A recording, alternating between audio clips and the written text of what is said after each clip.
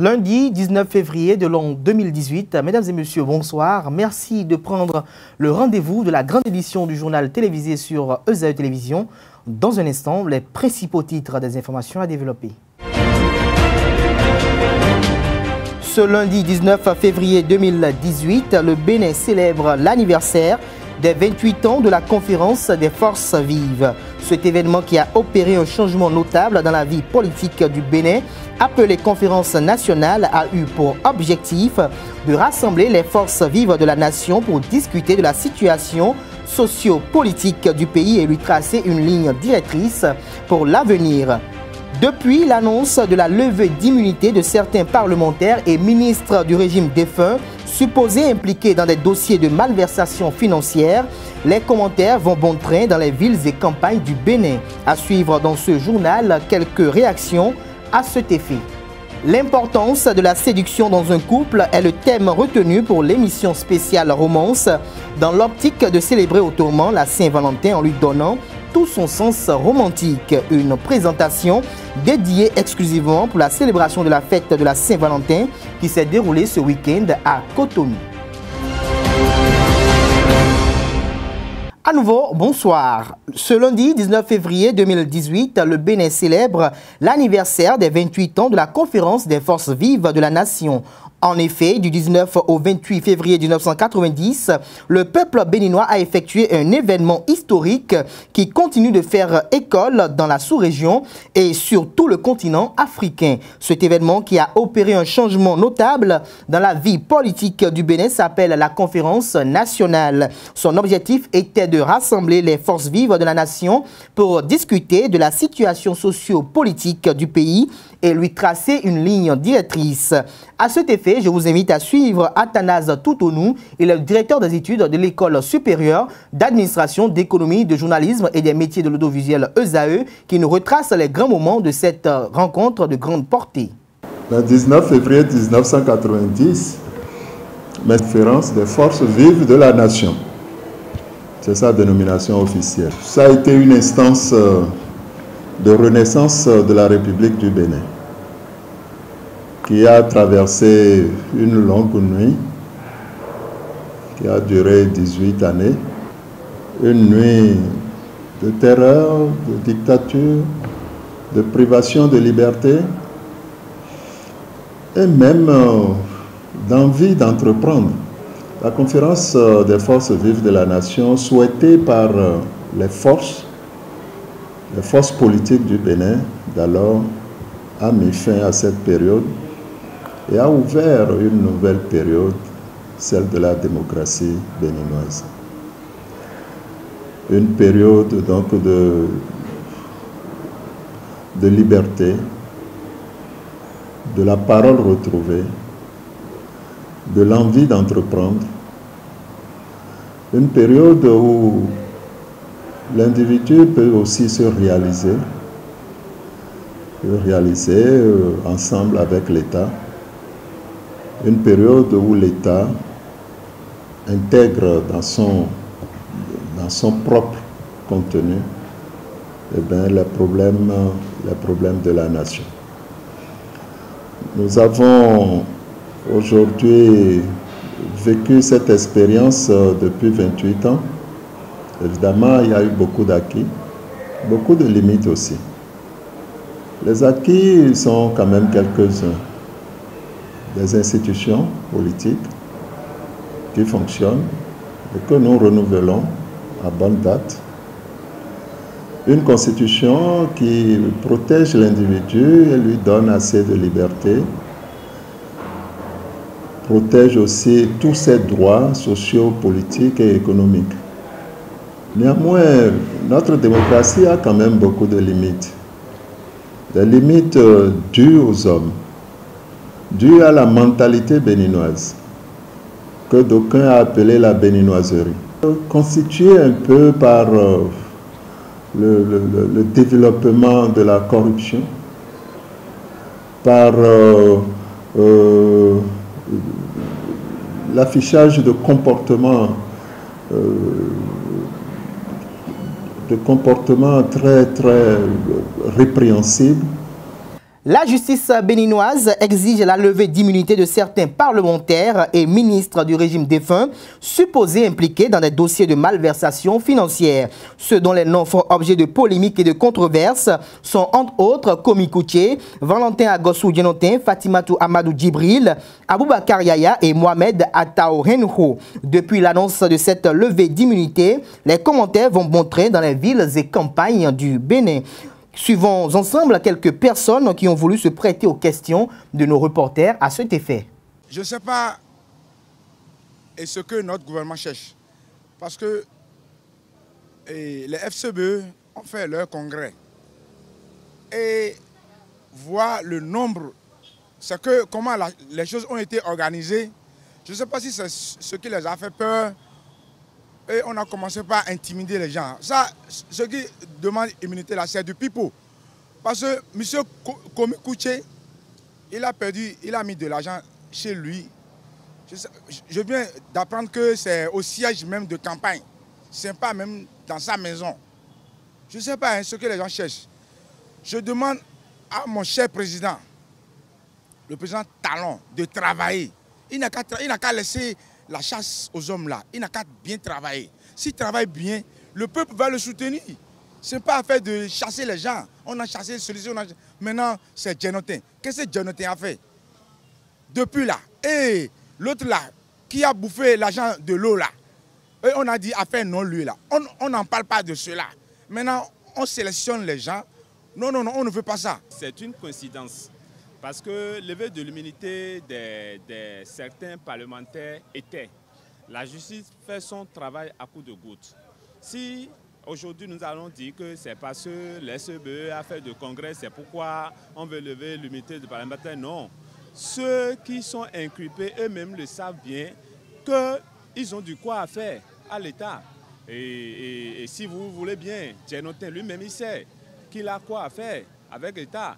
Bako même sait qu'ils ont englouti l'argent du contribuable.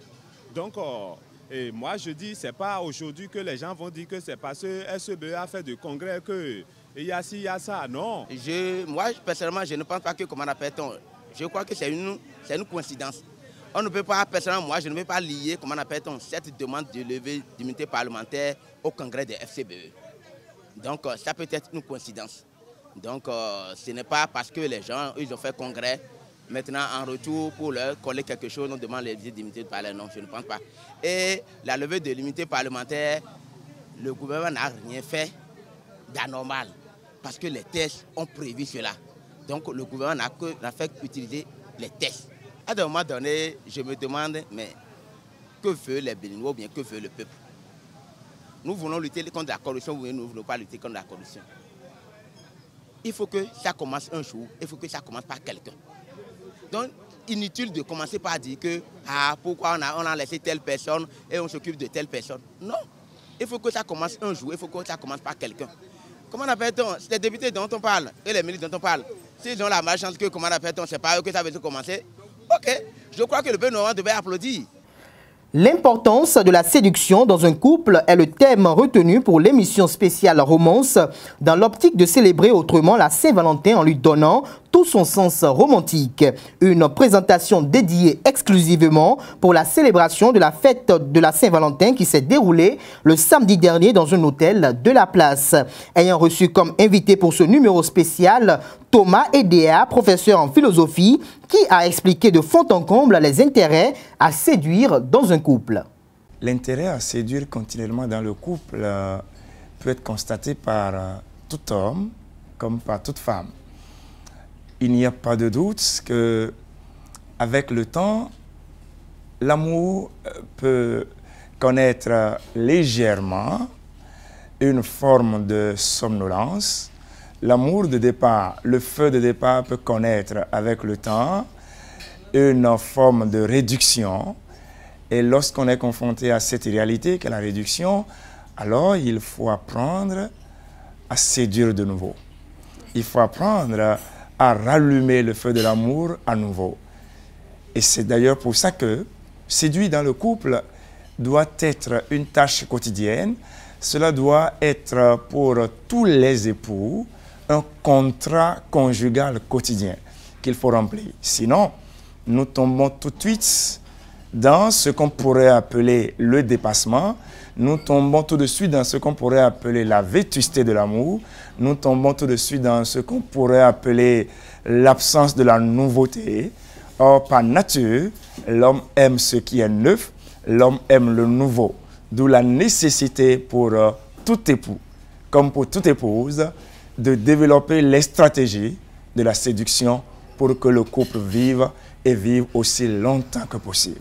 Dans le domaine de l'amour, dans le domaine de la romance, nous ne sommes pas dans un domaine scientifique où on peut parler d'objectivité.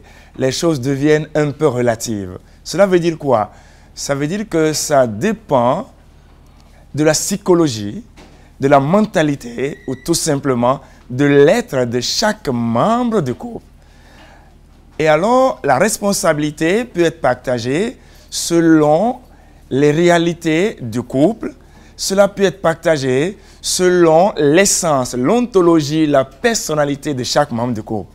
Cela veut dire quoi? Ça veut dire que dans certains couples, vous trouverez que l'homme ou l'époux qui a plus de responsabilité dans la séduction est l'homme masculin. Mais dans d'autres couples, vous trouverez aussi que la personne qui a beaucoup plus en charge la responsabilité de la séduction est la femme. Et c'est pour cela que je disais tantôt que ça dépend de la personnalité de chaque époux. Et alors, vous comprenez avec moi, Madame Inès, qu'il serait difficile ici de fixer des règles qu'on pourrait ériger en règles universelles. Mais ce qui est évident, c'est que la responsabilité est partagée. Il faut dire que quand on est en Afrique, puisque nous sommes africains, il faut contextualiser un peu la chose. Il est difficile pour l'époux que je suis, difficile pour l'homme masculin de séduire continuellement. Pour les simples raisons que, j'ai dit les simples raisons, je mets ça au pluriel, ça veut dire qu'il y a plusieurs raisons.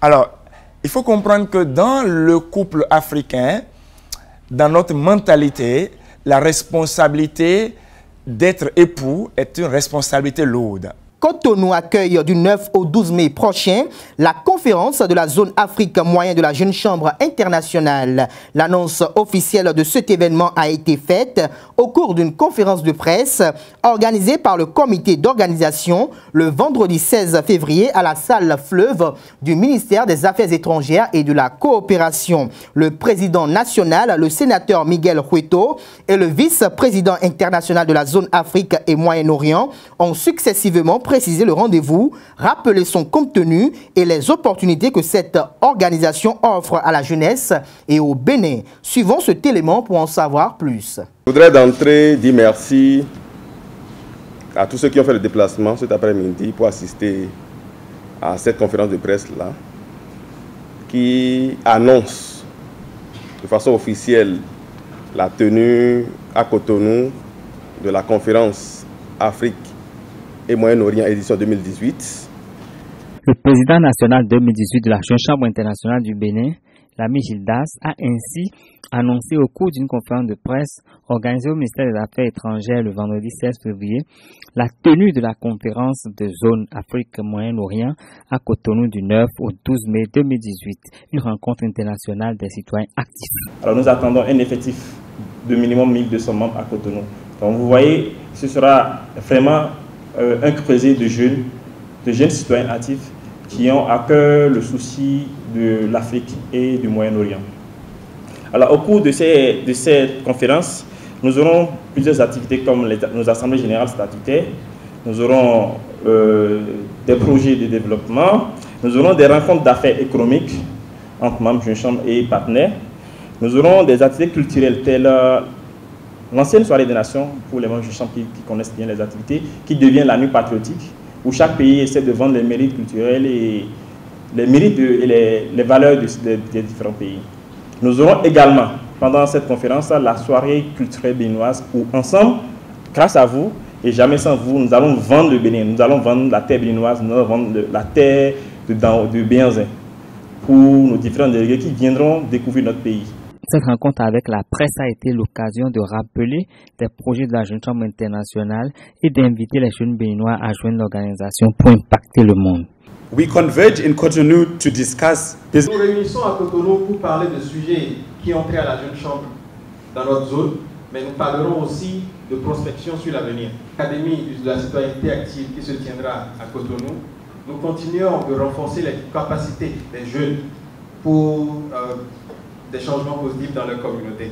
Nous utiliserons aussi cette conférence, nous saisirons l'opportunité de cette conférence pour lancer notre campagne que nous appelons I am Africa, I am Middle East, c'est-à-dire je suis l'Afrique et je suis le Moyen-Orient. C'est un projet qui parle d'environnement afin que les jeunes puissent contribuer à un environnement durable pour les générations à venir. Le think tank Génération Les Vigilants, dont l'un des objectifs est de contribuer à former au sein des partis politiques des leaders de type nouveau, a effectué une communication sur la thématique « Former les leaders démocratiques de demain, comment faire la différence ?» Ceci à l'occasion de la cérémonie d'ouverture du premier congrès ordinaire du parti politique Dynamique pour le développement du Bénin DDB, tenu ce week-end à Cotonou. Un nouveau parti qui s'inscrit aussi dans la dynamique principale de conquête et d'exercice du pouvoir d'État et de participer à la représentation du peuple tant au niveau local que national. Compte rendu.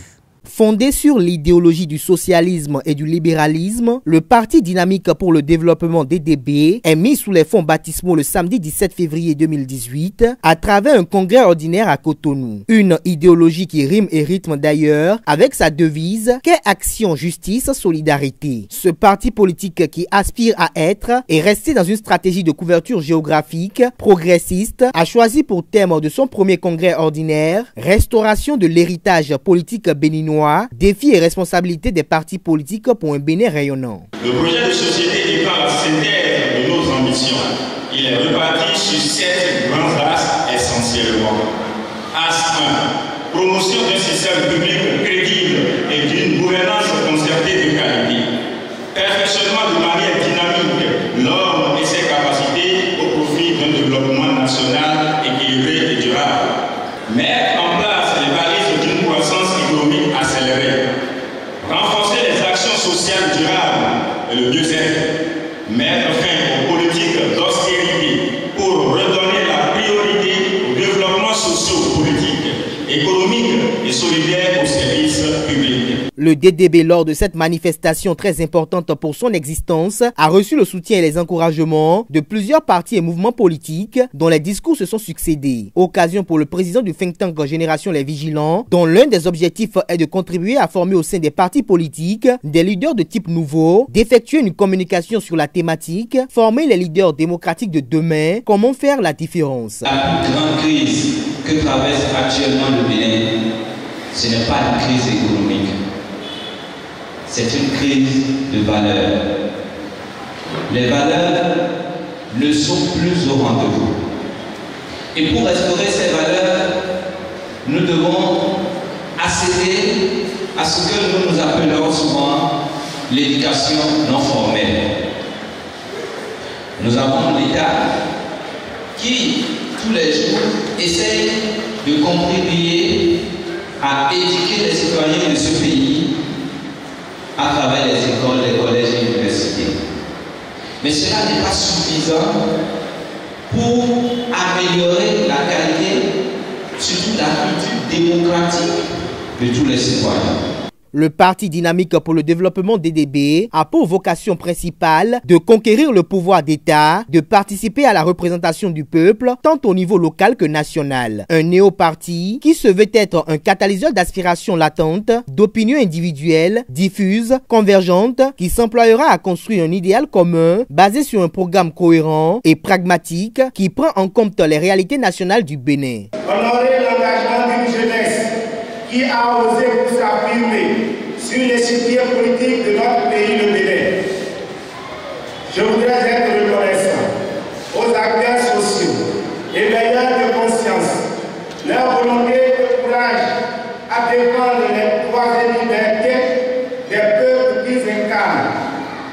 Nos institutions à divers niveaux et à tout artisan de la paix trouveront ici leur place de reconnaissance de mérite. L'avancée de notre démocratie, qui s'est à nulle pareil érigée en maître dans la sous-région, est une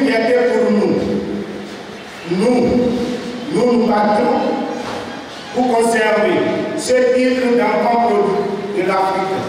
Notre unité fragile.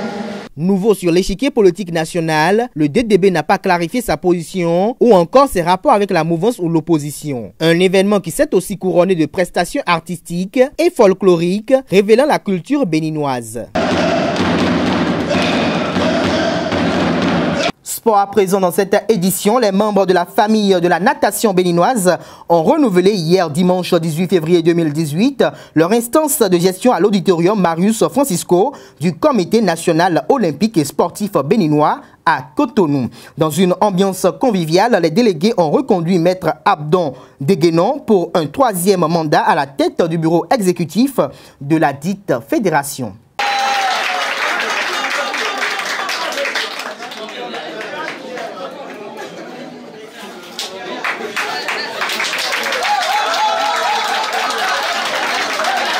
Les deux challengers au poste de président se donnent une accolade à l'annonce des résultats. Voilà un aperçu de l'ambiance qui a régné au Comité national olympique béninois ce dimanche lors de la réélection de Maître Abdon Deguenon à la tête du bureau exécutif de la Fédération béninoise de natation. Pour son 3e mandat consécutif, il a recueilli 32 voix contre 30 pour son adversaire Léopold Zinsou. Contrairement à la précédente Assemblée générale, les travaux se sont déroulés dans la discipline et l'harmonie comme l'a souhaité le Présidium à l'ouverture des travaux. Il est clair que ce qui nous unit demeure, la natation sportive. Aujourd'hui, nous sommes obligés de nous retrouver pour encore une fois décider de l'avenir de cette discipline. L'essentiel, c'est de savoir là où vous allez, de savoir que les athlètes doivent travailler. C'est l'intérêt supérieur de la natation qu'il faut rechercher. Et en fin de compte, il faut qu'il y ait un consensus pour que nous puissions continuer. Mesdames et messieurs les mandatés, je vous invite à un travail consensuel dans le respect mutuel afin que, dans le fair play, une nouvelle équipe dynamique soit installée. C'est dans cet état d'esprit que les travaux se sont poursuivis. Les délégués ont adopté les différents rapports du bureau sortant après débat. Tout ceci s'est fait sous le regard avisé du représentant de la fêtière des fédérations sportives au Bénin. Après une courte pause, les délégués installent le présidium pour les élections. À l'issue des votes, la majorité des membres du comité sortant a été reconduite avec quelques aménagements techniques. Le représentant du comité olympique et le président réélu ont tenu à remercier tous les congressistes. J'ai dit tout à l'heure à la presse qu'il n'y a pas d'équipe gagnante à l'occasion de cette élection. Quand on n'a pas gagné, on ne sort pas. On reste, on travaille avec parce qu'on sait que même sans être à un poste de direction, on constitue un maillon important de la chaîne. Chacun de nous a quelque chose à faire à la maison. On ne gagne rien ici et pourtant nous sommes là. Merci à vous tous. Je vous félicite pour le travail fait. On est arrivé à terme, c'est l'essentiel. Si alors que l'Assemblée générale a prononcé l'affiliation définitive de 4 nouveaux clubs, le président Deguenon s'est exprimé juste après sa réélection serrée. Il a dévoilé par ailleurs les grands défis de son bureau pour les 4 prochaines années. C'est vrai que je me sentais un peu épuisé, mais le travail qui a été fait a été apprécié aujourd'hui par beaucoup de membres délégués et qui ont estimé qu'il fallait que je continue. Et je me suis rendu disponible encore pour servir la fédération pour un mandat de 4 ans. C'est vrai, ça n'a pas été facile. J'ai eu affaire à un concurrent de taille. Et il était là l'année dernière, on n'a pas pu faire la concurrence, mais cette année il était là, il est encore là, et ça s'est bien passé. Vous avez bien vu, aujourd'hui c'est la natation qui sort grandie de ces élections.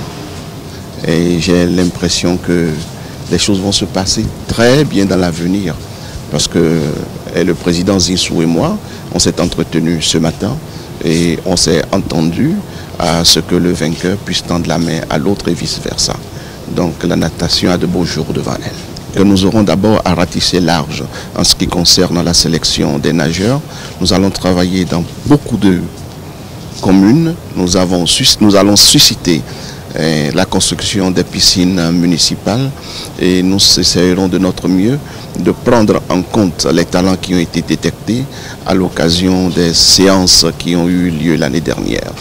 Mieux encore, nous aurons à travailler à l'international et à positionner davantage de cadres de la natation béninoise.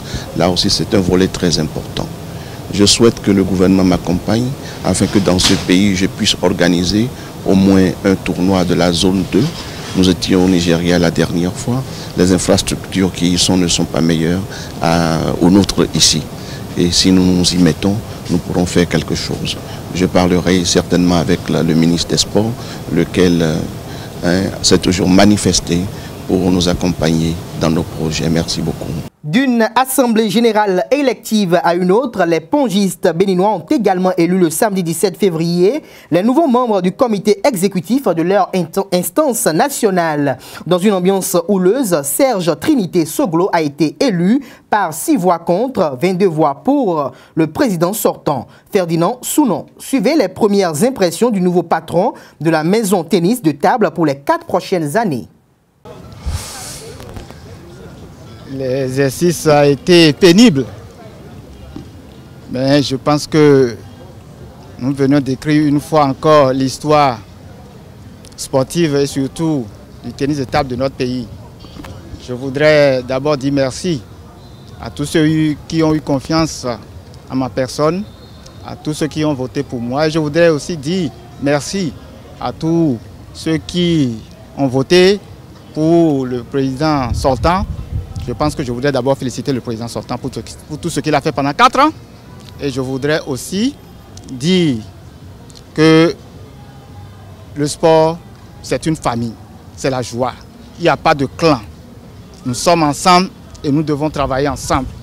Que ce soit ceux qui ont voté pour gauche ou à droite, aujourd'hui nous sommes ensemble et nous devons donner une autre ligne, bien sûr positive, à notre discipline.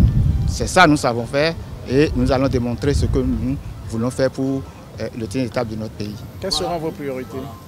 C'est la formation à la base, la formation des enfants, des plus jeunes, dans les écoles, dans les lycées, dans les collèges et la formation surtout. Sans formation, il n'y aura pas d'équipe, il n'y aura pas de joueurs, il n'y aura personne. Nous n'allons pas composer une fédération sans base, c'est-à-dire sans joueurs. Nous avons tout fait pour que chaque année, le nombre de licences évolue dans le truc là. Donc voilà, en qualité bien sûr. Mesdames et messieurs, c'est la fin de cette édition sur ESAE Télévision. Merci pour l'attention et passez une agréable soirée en compagnie de nos programmes sur les www.esaetv.com. Bonsoir.